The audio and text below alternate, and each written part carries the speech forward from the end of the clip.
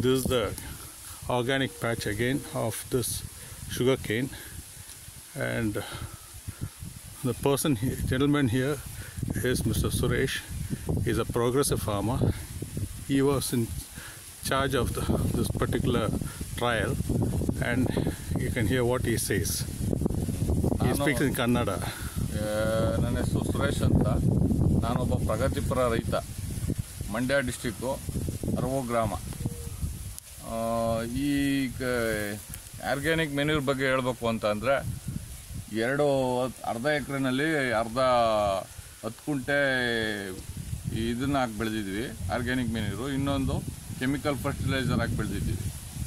ಇದರಲ್ಲಿ ಒಂದು ಗಿಣ್ಣು ಹೆಚ್ಚು ಕಮ್ಮಿ ಎರಡೂ ಸಮ ಬಂದಿದೆ. ಈ ಬೆಳೆಯಲ್ಲಿ ಒಂದು ಕಾಳನ್ನು ಇದಕ್ಕೆ ಮಿಕ್ಸ್ ಮಾಡಿಲ್ಲ, ಬೇರೆ ಬೇರೆ ಮಾಡಿರೋಂಥದ್ದು.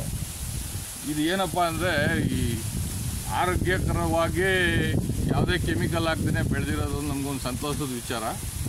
ಇದರಿಂದ ಯಾವುದೇ ಕಾಯಿಲೆ ಏನು ಮನುಷ್ಯನಿಗೆ ಬರದೇ ಇರೋವಂಥದ್ದು ಅಂತ ಹೇಳಿದ್ದಾರೆ. ಅದರಿಂದ ನಾವು ಇದನ್ನು ಮಾಡಿದ್ದೀವಿ.